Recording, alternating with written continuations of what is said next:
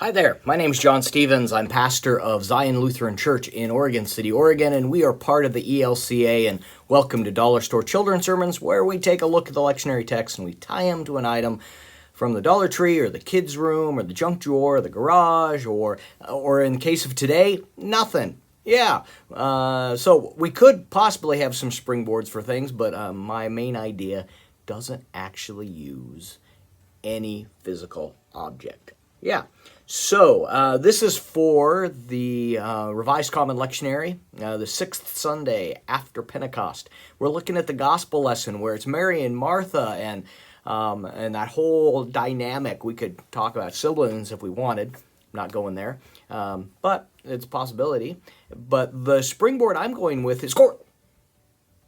I'm sorry, I thought so the springboard that I'm going to be Squirrel. Oh, sorry, my brain's going just a little bit. Squirrel. Okay, so that's my springboard. 'Cause Martha, Martha, you are distracted by many things. Mary has picked the best of it all, or paraphrasing a little bit, but that Martha, Martha, or if you are at all of the age of the Brady Bunch, Marcia, Marcia, Marcia. So that's when I read that, that's how I hear Jesus speaking, just because it's ingrained in the back of my brain.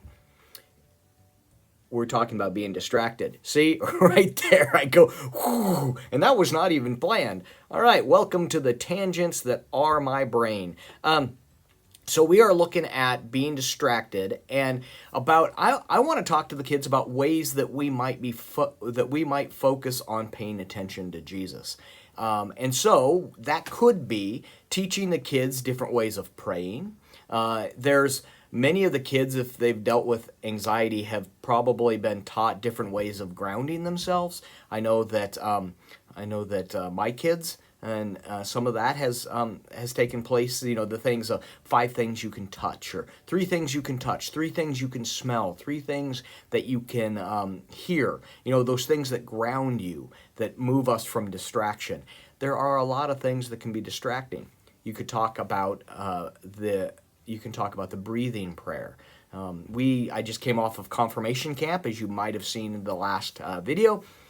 And in there, one of the pastors, Pastor Andrew, it was fantastic to meet him, Bend, Oregon.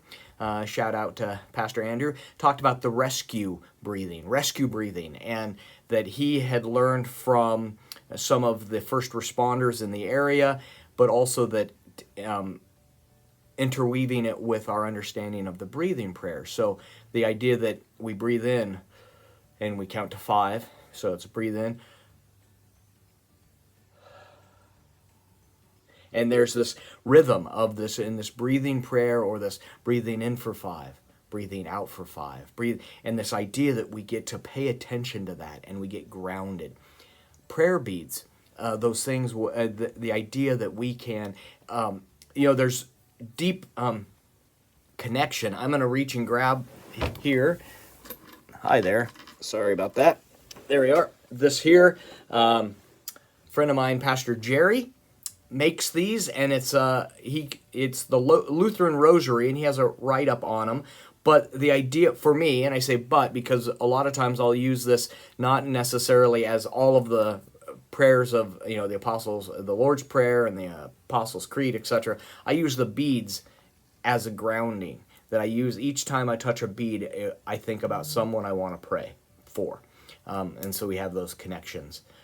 But it's all about teaching the kids ways that we might get grounded and less distracted.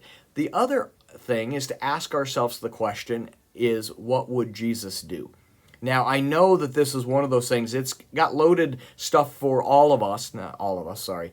It's got loaded stuff for many of us because of the way that WWJD is used, and used more in a legalistic aspect. Here, it is, I think there is validity to ask that question, what would Jesus do? And that helps us get focused in what to do.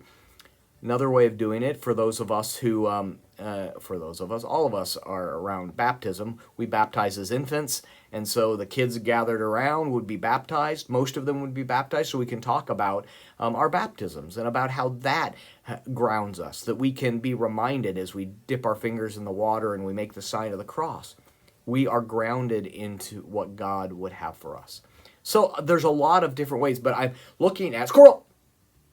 I'm looking at working out the way of getting focused. So anyway, that's enough distraction in this. Thank you so much for your partnership in this ministry. Thank you for being you. Thank you for the work that you are doing with your families, your kids, and your congregation. You are rocking it. And again, sometimes, many times, your people forget to tell you this. And you're rocking it. So thank you for the work you're doing. And I will see you next time. Thanks for being here, and thanks for being you. Peace.